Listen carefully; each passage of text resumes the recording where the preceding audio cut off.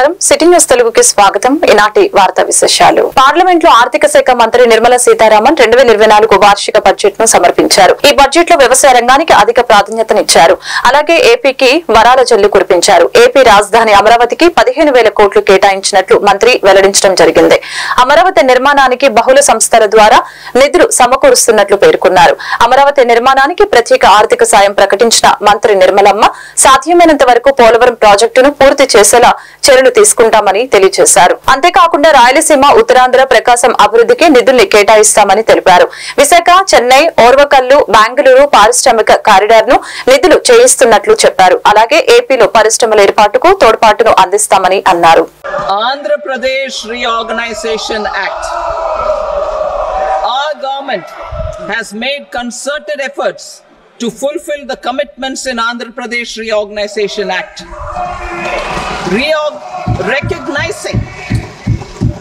Recognizing the state's need for the capital, recognizing the state's need for a capital, we will facilitate special financial support through multilateral development agencies. In the current financial year, 15,000 crore rupees will be arranged with additional amounts in future years.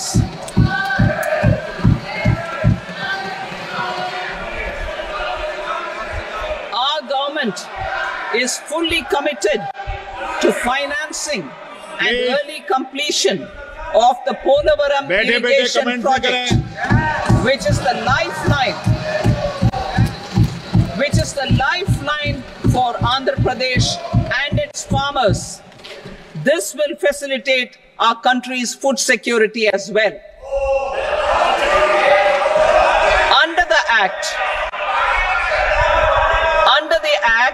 Andhra Pradesh Reorganization Act, for promoting industrial development, funds will be provided for essential infrastructure such as water, power, railways and roads in Kopparthi node on the Visakhapatnam-Chennai industrial corridor and Varavakal node on the Hyderabad-Bengaluru industrial corridor.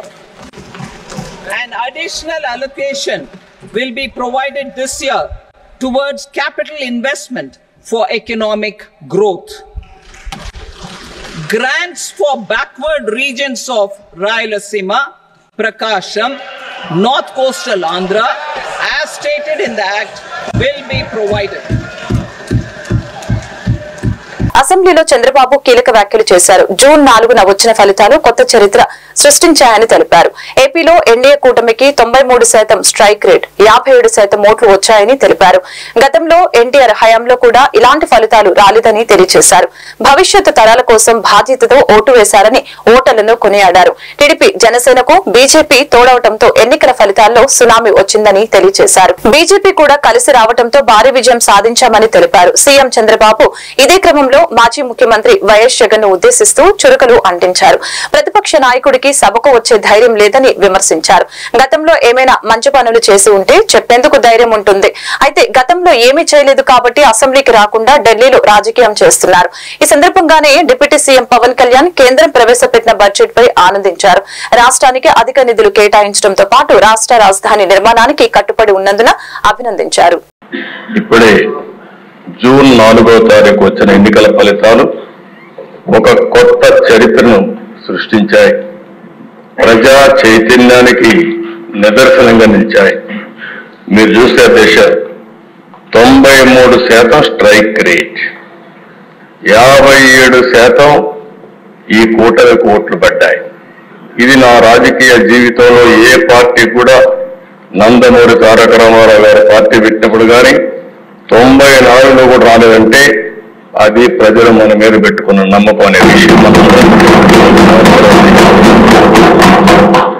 అధ్యక్ష ఒక్కొక్క parliament 70,000, 80,000, 90,000 majority వస్తాయి అలాంటిది 95,000 majority ఒక అసెంబ్లీలో వచ్చిందంటే నేను మనస్ఫూర్తిగా అభినందిస్తున్న గాజువాకలో 97,000 మెజారిటీ అంటే దీన్ని చూసినప్పుడు చాలా ఆనందం, ఆశ్చర్యం వేస్తుంది. దీని వెనకాల కూడా దిశ చాలా శ్రమ ఉంది.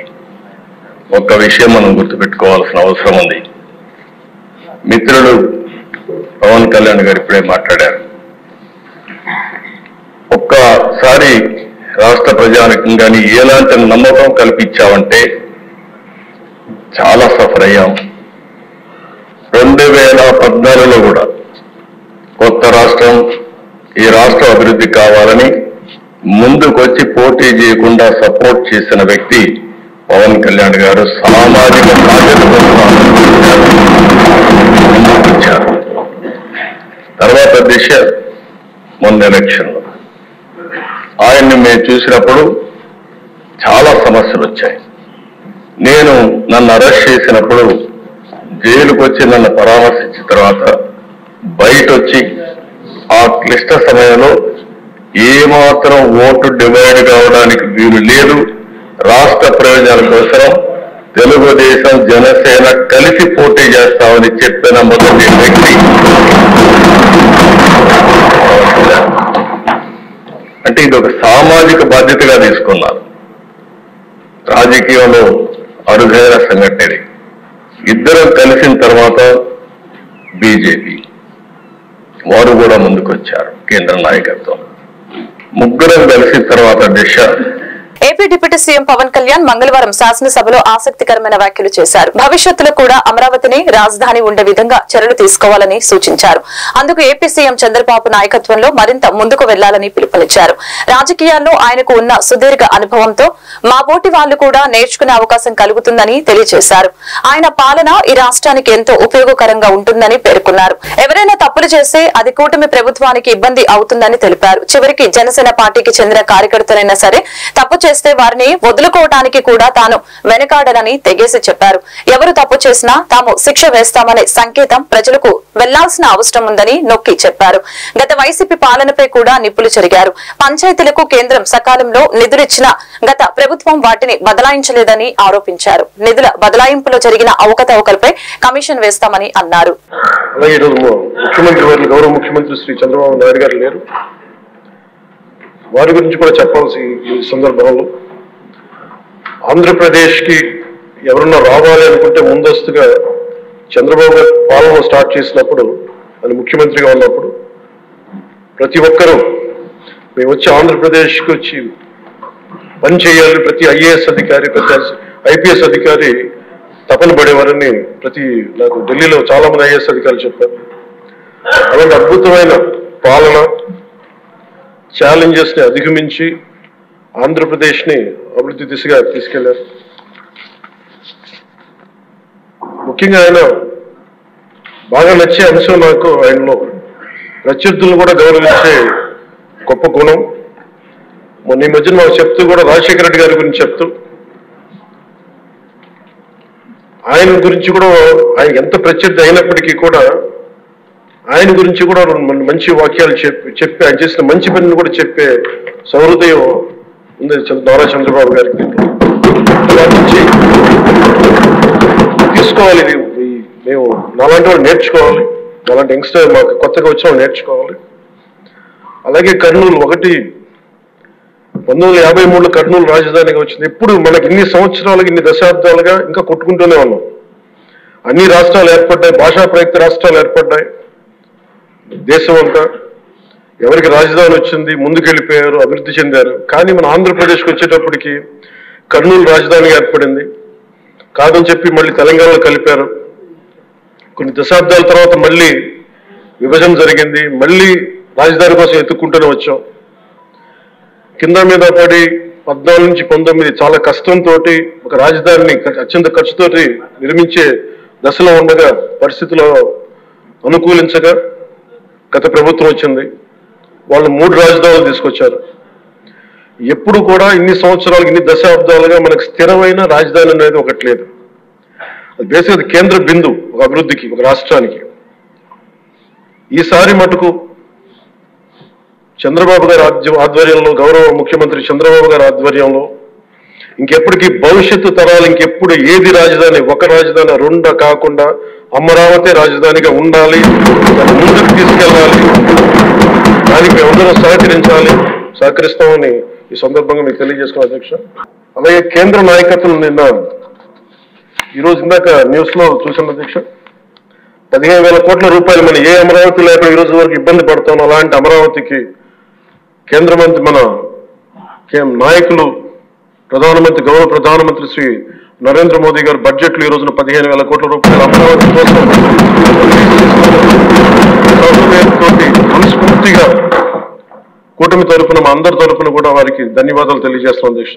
ప్రభుత్వంలో భాగస్వామ్యంలో కార్యకర్తలు కానీ మా సహచర ఎమ్మెల్యేలు కానీ మీరు వ్యక్తిగతంగా ఏ తప్పులు చేసినా అది ప్రభుత్వం మీద పడుతుంది. అలాంటి తప్పులు జరగకుండా చూసుకోండి.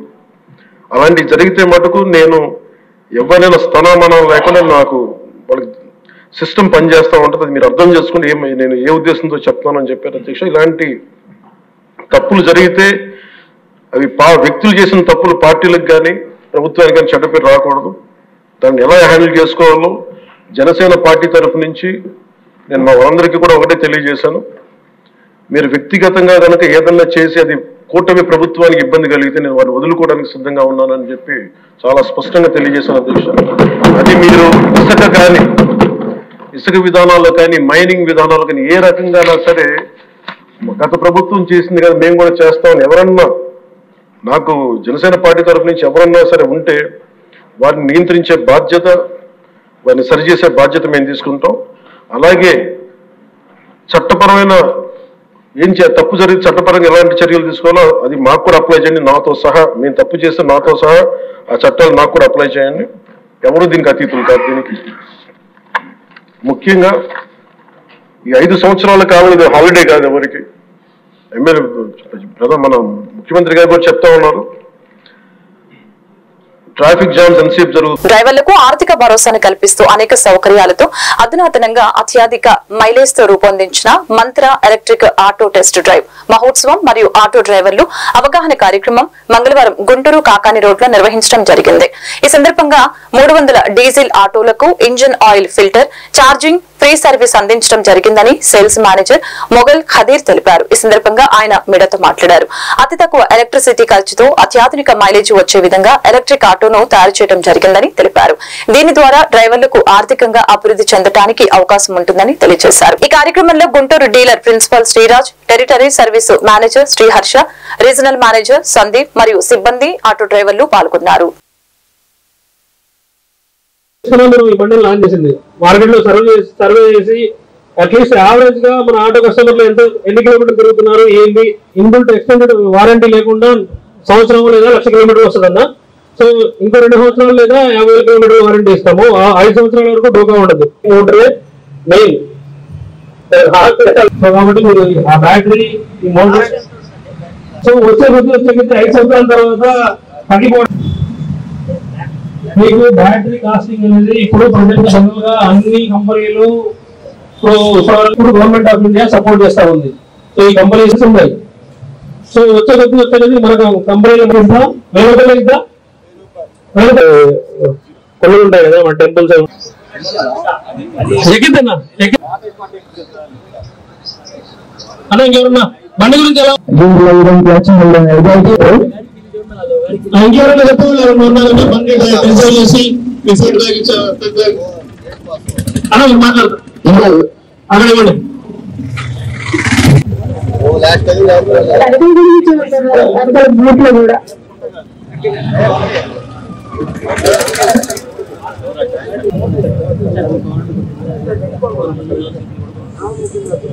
గుడ్ మార్నింగ్ అండి. నేను మోటార్ ఎలక్ట్రిక్ నుంచి టెరిటరీ సేల్స్ మేనేజర్ని, ఏపీ స్టేట్ చూస్తాను. సో ఈరోజు మేము మోటార్ ఎలక్ట్రిక్ నుంచి మన బజాజ్ లేదా డీజిల్ వెహికల్ ఏదైనా డీజిల్ వెహికల్కి మనం ఫ్రీగా ఆయిల్ చేంజ్ ప్లస్ ఫిల్టర్లు చేంజ్ చేస్తున్నాము. సో అదేవిధంగా మన మోటార్ ఎలక్ట్రిక్ బ్రాండ్ గురించి కూడా మన డీజిల్ ఆటో కస్టమర్ సోదరులకి చూపిద్దాము, వాళ్ళ చేత రిజర్వ్ చేయిద్దాము దాంట్లో మనం చూపిస్తున్నాము. సో ఈరోజు అందరూ వచ్చారు. సో వాళ్ళందరికీ మేము ఫ్రీగా ఆయిల్ చేంజ్, ఫిల్టర్లు చేంజ్ చేస్తున్నాము. అదేవిధంగా మా వెహికల్ కూడా రిజర్వ్ చేస్తున్నారు అందరూ. సో అందరి యొక్క ఫీడ్బ్యాక్ ఏంటంటే బాగా ఉంది. సో వెహికల్ అనేది మీకు డ్రైవింగ్ కంఫర్ట్ కానీ, ప్యాసింజర్ కంఫర్ట్ కానీ, మన అదేవిధంగా డ్రైవర్ కంఫర్ట్ కానీ ఇవన్నీ బాగున్నాయి. అదేవిధంగా లెగ్ స్పేస్ కానీ, అదేవిధంగా లగేజ్ స్పేస్ కానీ ఇవన్నీ ఫీచర్స్తో బాగుంది అన్నారు. సో మెయిన్ యొక్క ఈ బ్యాటరీ మోటార్ ఎలక్ట్రిక్ వెహికల్ యొక్క ఫీచర్స్ ఏంటంటే మీకు ఒకసారి ఫుల్ ఛార్జ్ చేస్తే మీకు 120 కిలోమీటర్లు వస్తుంది. సో అదేవిధంగా మన డీజిల్ వెహికల్లో ఖర్చు పెట్టాలంటే మీకు 5 లీటర్ల వరకు ఆయిల్ అనేది కన్జ్యూమ్ అవుతుంది. సో ఈ 5 లీటర్ల ఆయిల్ వచ్చేసి సుమారుగా 500 రూపాయల నుంచి 400 నుంచి 500 రూపాయలు మన డీజిల్కే మనం ఇన్వెస్ట్ చేస్తున్నారు. సో మన వెహికల్ తీసుకుంటే 400 రూపాయలు 500 రూపాయలు సేవ్ చేసుకోవచ్చు. సుమారుగా రోజుకి 1200 నుంచి 1500 రూపాయలు మన డీజిల్ ఆటో డ్రైవర్లు ఎవరైతే నడుపుతున్నారో 400 నుంచి 500 సేవ్ చేసుకోవచ్చు. సో అదే ఈఎంఐగా కట్టుకుంటే వాళ్ళ అదేవిధంగా సేవింగ్స్ కూడా బాగా పెరుగుతాయి. సపోజ్ ఒక కొత్త డీజిల్ వెహికల్ తీసుకున్నారనుకోండి, ఆ డీజిల్ వెహికల్ తీసుకుంటే ఏమైంది, ఒకవైపు ఆయిల్కి 400-500 ఇన్వెస్ట్ చేయాలి, అదేవిధంగా ఈఎంఐ కట్టుకోవాలి. అదే మన దాంట్లో అయితే ఓన్లీ ఆయిల్ డబ్బులే ఈఎంఐ తీసుకుంటే మిగతాది ఫ్రీ అయిపోయింది. ఈఎంఐ సేవింగ్స్ ఉంటాయి, రోజుకి 300-400 రూపాయలు పెరుగుతాయి. సో సుమారుగా 1000 రూపాయల నుంచి 1500 సంపాదించే కస్టమర్ డ్రైవర్ అయితే 1000-1200 రూపాయలు తీసుకోవచ్చు 300-400 ఈఎంఐ తీసుకున్నా. సో వాళ్ళ జీవన ప్రమాణాలు కూడా పెరుగుతాయి. అదేవిధంగా వాళ్ళ హెల్త్ పరంగా కూడా, సో కంఫర్ట్ కానీ ఇవి కానీ హెల్త్ పరంగా కూడా ఈ నాయిస్, వైబ్రేషన్, హార్ష్నెస్ ఏముండదు. సో ఈ వెహికల్లో మేజర్గా మీకు ఇంకా ఏంటంటే మన కంపెనీ వచ్చేసి మురుగప్ప గ్రూప్ చెందిన company. So around 123 years old company. So ఈ కంపెనీ వచ్చేసి మీకు BSA cycle, TIs, BSA SLR, Hercules cycles, అదేవిధంగా చోళమండలం ఫైనాన్స్, ఇన్సూరెన్స్, అదేవిధంగా కోరమండల్ ఫర్టిలైజర్స్, ఇటువంటి కంపెనీ సుమారుగా 29 కంపెనీలు ఉన్నాయి మన గ్రూప్లో. అదేవిధంగా ఈ కంపెనీ వచ్చేసి సుమారుగా 70,000 కోట్ల టర్న్ ఓవర్ చేస్తుంది. మీకు 70,000 మంది కంపెనీలు పనిచేస్తున్నారు ఈ మురుగప్ప గ్రూప్లో. సో ఈ కంపెనీ అమర్తూరులో, చెన్నైలో ఉంది ఫ్యాక్టరీ. సో మనకి ఆంధ్రప్రదేశ్కి దగ్గరలో కూడా ఉంది. సో ఏమైనా ప్రాబ్లమ్స్ ఉన్నా ఇబ్బంది ఏం లేదు.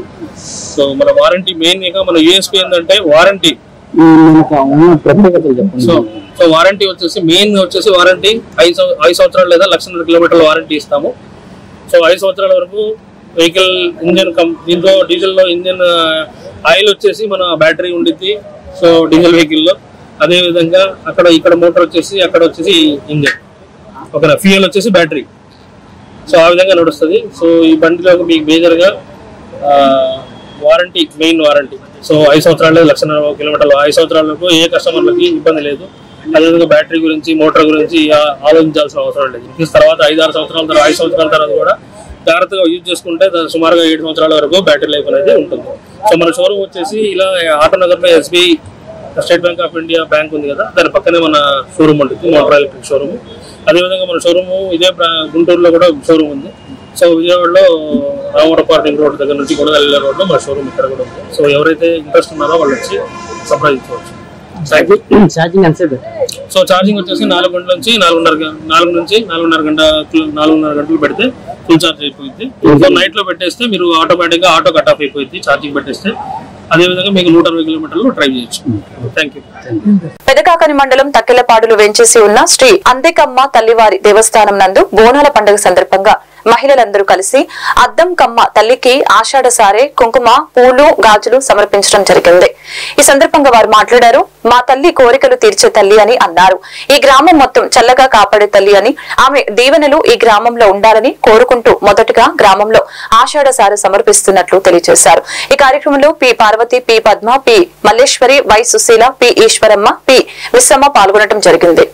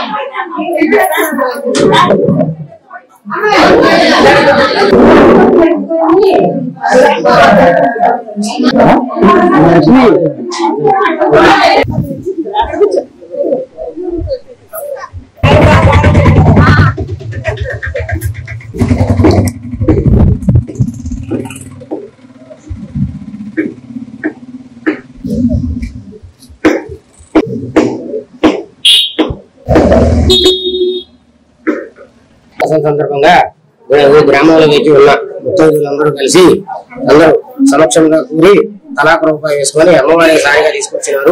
అలాగే అమ్మవారి ప్రసాదములు, పూలు, పండ్లు సమస్తము కావాల్సినవన్నీ తీసుకొచ్చి చేస్తున్నారు. ఈ అమ్మవారి యొక్క గుడి 100 సంవత్సరాల క్రితమే వచ్చింది ఇక్కడికి. అమ్మవారు బాగా విశేషం కలిగినది. కోరికలు తీరుస్తూ కోడి బంగారమై గ్రామంలో కూడా మారి అనుకున్న కోరికలన్నీ చక్కగా నెరవేరుస్తుందని చెప్పాలని మనస్ఫూర్తిగా చెప్పగలుగుతున్నారు. శ్రీ అద్దంకమ్మ తల్లి మోతరాజు సమేత వెంకయ్య స్వామి సమేత సీతారామ దేవస్థానం. గుంటూరు జిల్లా పెదకాకర మండలం తక్కెలపాడు గ్రామంలో అద్దంకమ్మ తల్లి సత్యంగల తల్లి. ఆ తల్లికి మేము ఆషాఢ మాసం సారి తీసుకొచ్చాము. అందరం కలిసి ఇచ్చాము. జయప్రదంగా బాగా చేసుకుంటాం పూజలు. మొదటిసారి అమ్మా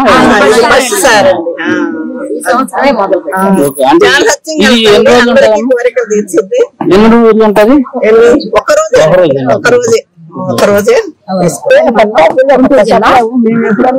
తక్కెలపాడు గ్రామం, కాకాని మండలం, గుంటూరు జిల్లా. మాది ఇక్కడ అద్దంకమ్మ తల్లి గుడి దేవస్థానం అండి. మాది తక్కెలపాడు గ్రామంలో. అమ్మవారికి మేమందరం సామూహికంగా బోనాల సందర్భంగా సారి తీసుకొని వచ్చాము.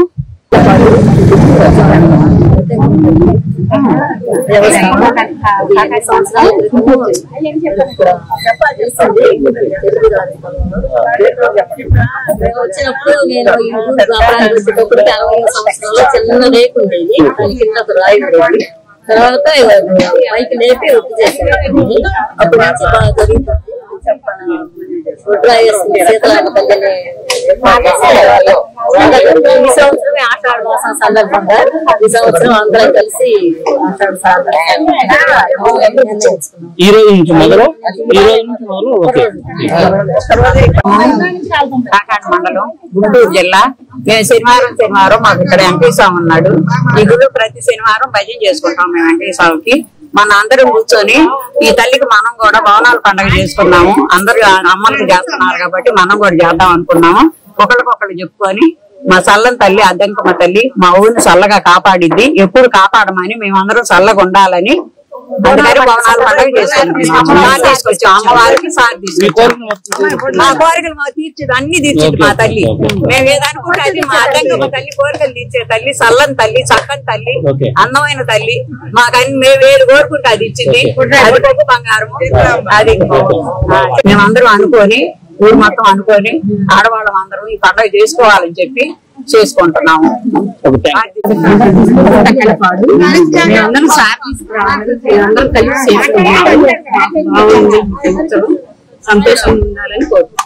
చిన్నప్పుడు గుడి దగ్గర ఏముండేది కాదు, రాళ్ళు ఉండేవి. అందరు పేకాటలు ఆడుకుంటూ అటు ఉండేవాళ్ళు. గుడి కట్టిన తర్వాత చాలా బాగా జరుగుతుందండి. అద్దెకమ్మ తల్లి అందరినీ చల్లగా చూస్తుంది. ఎవరు కావాలనుకుని ఈ పండుగ చేసుకుంటున్నారు, బాగుండాలని అనుకుంటున్నాం. మంగళగిరిలో జనసేన సభ్యత్వ నమోదు ముమ్మరంగా చేపట్టేందుకు రేపటి నుంచి 5 కేంద్రాలు నిర్వహిస్తున్నట్లు జనసేన పార్టీ మంగళగిరి నియోజకవర్గ ఇన్ఛార్జి చిల్లపల్లి శ్రీనివాసరావు మీడియా సమావేశంలో తెలియజేయడం జరిగింది. పవన్ కళ్యాణ్ ఆదేశాల మేరకు ప్రతి కార్యకర్తకు చేరువయ్యే విధంగా క్రియాశీలక సభ్యత్వ నమోదు కార్యక్రమాన్ని చేపడుతున్నట్లు తెలియజేశారు.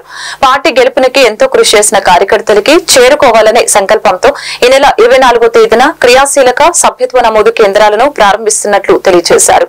దుగ్గిరాల, తాడేపల్లి టౌన్, తాడేపల్లి మండలం, మంగళగిరి టౌన్, మంగళగిరి మండలంలో పవర్ పాయింట్లు ఏర్పాటు చేస్తున్నట్లు తెలిపారు. క్రియాశీలక సభ్యత్వ నమోదు ప్రతి కార్యకర్తకు ఉపయోగపడుతుందని తెలిపారు. ప్రమాద మరియు 5 లక్షల బీమా సదుపాయాలు కల్పిస్తున్నట్లు తెలిపారు. అందరికీ నమస్కారం అండి.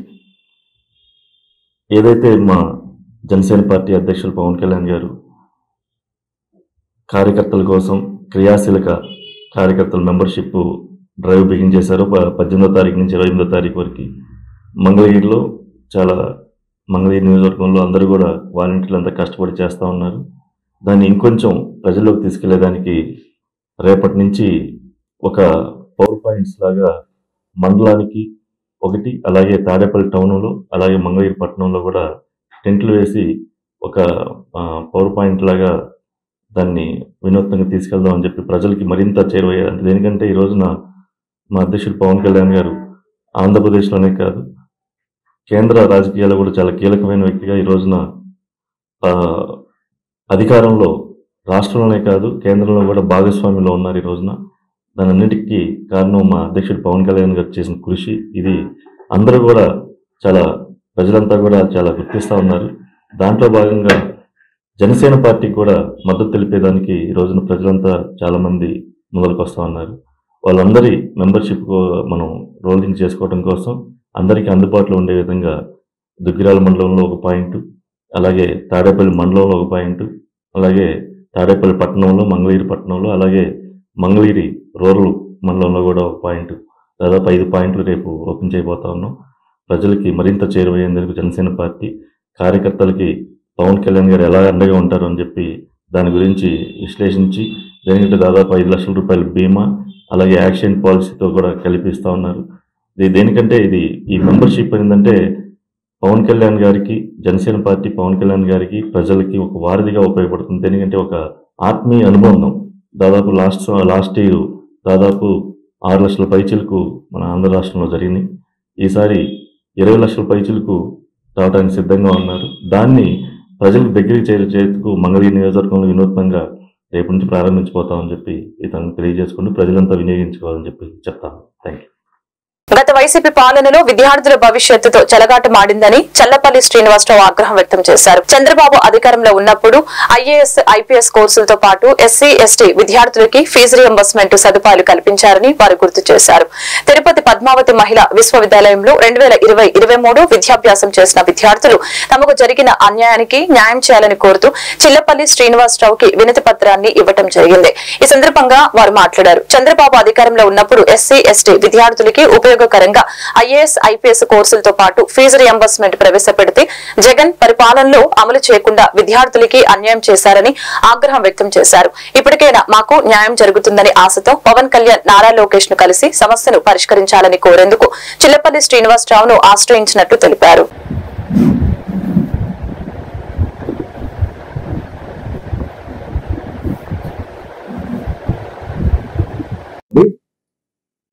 పద్మావతి యూనివర్సిటీ, తిరుపతి పద్మావతి యూనివర్సిటీ నుంచి పొద్దునే నా దగ్గరికి రావడం జరిగింది. వీళ్ళంతా స్టూడెంట్స్, బిఏ ఆంథ్రోపాలజిస్ట్.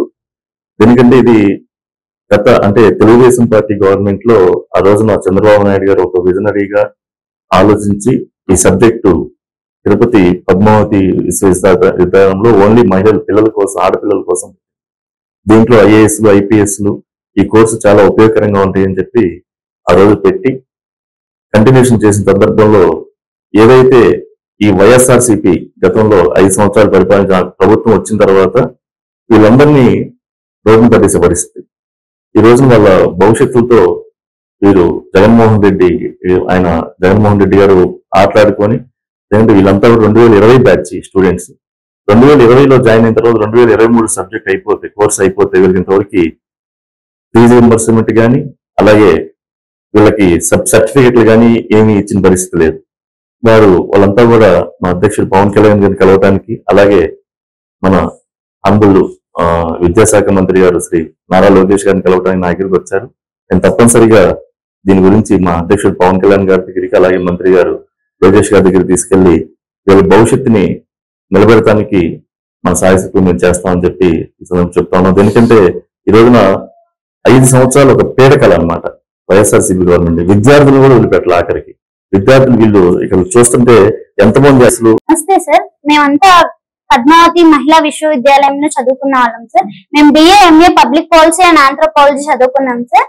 మేము 2020 బ్యాచ్ లో జాయిన్ అయ్యాం sir. BA MA public policy and anthropology. మాకైతే సర్టిఫికెట్స్ ఇస్తాము అని చెప్పేసి ఇప్పుడు ఫీజ్ రిమెంబర్స్మెంట్స్ వస్తుంది అని చెప్పి ఇప్పుడైతే మీకు ఫీజ్ రిమెంబర్స్మెంట్స్ రాదు, ఎందుకంటే మీ సార్ పొలిటికల్ బ్యాక్గ్రౌండ్ ఇది అది అని చెప్పేసి మాకు ఇట్లా చెప్పి మాకు సర్టిఫికెట్స్ అనేవి ఆపేశారు సార్. యూనివర్సిటీ నుంచి బ్యాచ్ స్టార్ట్ అయింది సార్. 2020లో మేము జాయిన్ అయ్యాము. 2023 పాస్ అవుట్ లాస్ట్ సెప్టెంబర్. ఇప్పటి వరకు మా సర్టిఫికేట్స్ రాలేదు, హోల్డ్ లో పెట్టారు. మేము ఫీ రియంబర్స్మెంట్ కి total eligible sir. Total SC ST BC candidates కి వస్తుంది అని చెప్పారు జాయిన్ అయ్యేటప్పుడు. తీరా జాయిన్ అయిన తర్వాత 1 ఇయర్ అయిన తర్వాత మీకు ఎలాంటి స్కాలర్షిప్ లేదు, government previous government YCP government మీరంతా ఇన్వాలిడ్ చేసింది కోర్స్ అని చెప్పేసి మా సర్టిఫికేట్స్ ఆపేశారు సార్. టోటల్ 3.5 lakh మీరు పే చేస్తేనే మీ సర్టిఫికేట్స్ ఇస్తాము అని చెప్పారు సార్. మేము జాయిన్ అయిందే మాకు స్కాలర్షిప్ వస్తుంది, ఇలాంటి కోర్స్ ఎక్కడా లేదు ఇండియాలో.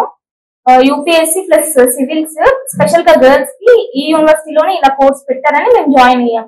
జాయిన్ అయిన తర్వాత లేదు మీకేమీ రాదు, ప్రెజెంటేషన్స్ ఇచ్చినా ఎలాంటి యూజ్ లేకుండా పోయింది సార్. మేము చాలా ధర్నాలు కూడా చేసాం సార్, కోర్టులో కేసు కూడా వేయడం జరిగింది. అండ్ నెక్స్ట్ మేము ఎవరిని చూసైతే మేము ఈ కోర్స్ లో జాయిన్. గుంటూరు జిల్లా ప్రతిపాడు నియోజకవర్గం పెద్దనందిపాడు మండలం వరగాని గ్రామంలో ఓల్డ్ మెడ్రాస్ రోడ్డు పక్కనే ఉన్న గ్రామ శివార్లో సుంకుర పెద్ద సుబ్బారావు ఇంట్లో 5 సవర్ల బంగారం 32,000 నగదు దొంగలించిన దుండగులు వారం రోజుల క్రితం ఊరు వెళ్లి తిరిగి వచ్చిన తర్వాత చూసుకుంటే తలుపులు పగలగొట్టి బీరువాలో ఉన్న వస్తువులు చిందరవందరగా ఉండటం గమనించి నిన్నటి రాత్రి పోలీసులకు సమాచారం అందించారు. ఈ రోజు ఉదయం పోలీస్ క్లూస్ టీం వచ్చి వివరాలు సేకరించి కేసు నమోదు చేసి దర్యాప్తు చేస్తున్న పెద్దనందిపాడు పోలీసులు ఈ దొంగతనం ఎప్పుడు జరిగిందో తెలియదని యజమానులు తెలిపారు.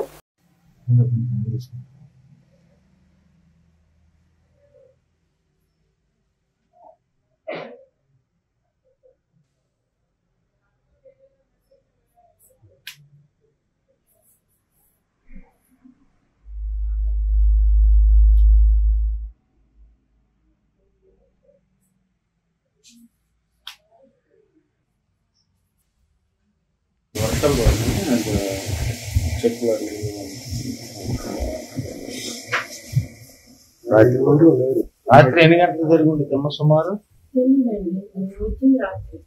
మీరు రాత్రే వచ్చారా? జరిగింది ఎప్పుడో తెలియదు. మీరు రాత్రి వచ్చి చూసుకున్న తర్వాత తెలుసు. నేను సాయంత్రం 5:30 ఏమో మా అబ్బాయి వెళ్తుంటే తీసిందంటే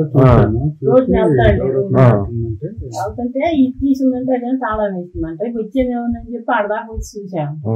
వస్తే వచ్చినట్లేదు, గేటుకి తాళం వేసింది, ఇదేమో తీసింది అని చెప్పి చూసాడు. అంటే మాకు అప్పటికే మేము బయట ఊరు వెళ్ళి పోయిన సోమవారం మొన్న సోమవారం నిన్న సోమవారం ఏమేమి పోయిందా?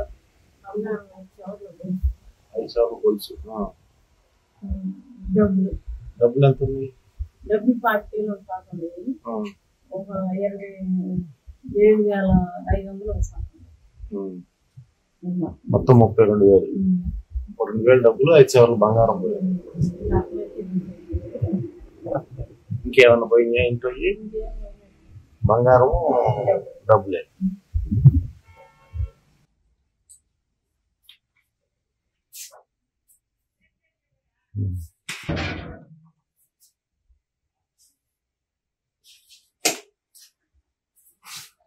భవిష్యత్తులో ఈవీ ఎలక్ట్రిక్ వెహికల్ ఇండస్ట్రీలో మిలియన్ ఉద్యోగాలు క్రియేట్ చేయబడతాయని NIT AP assistant professor doctor V Sandeep తెలిపారు. చేబ్రోలు మండలం వడ్లమూడి విజ్ఞాన్స్ లారా ఇంజనీరింగ్ కళాశాలలో ట్రిపుల్ ఈ డిపార్ట్మెంట్ ఆధ్వర్యంలో AICTE Vaani vibrant advocacy for advancement and nurturing of Indian languages ఆర్థిక సహకారంతో విద్యుదీకరణ చలన శీతల ఎలక్ట్రిక్ వాహనాలతో భవిష్యత్తును రూపొందించడం అనే అంశంపై 3 రోజుల పాటు నిర్వహిస్తున్న వర్క్ షాప్ ను మంగళవారం ఘనంగా ప్రారంభించడం జరిగింది.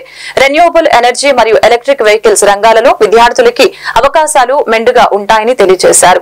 ఈ కార్యక్రమంలో విజ్ఞాన్ విద్యా సంస్థల అధినేత డాక్టర్ లావురతయ్య, కళాశాల principal doctor K Phanindra Kumar, ఆయా విభాగాల డీన్లు, వివిధ విభాగాధిపతులు, రీసెర్చ్ స్కాలర్స్ మరియు అధ్యాపకులు పాల్గొన్నారు. ఈ వార్తలు ఇంతటితో సమాప్తం. మరొక బులెటిన్ లో మళ్ళీ కలుద్దాం. నమస్కారం.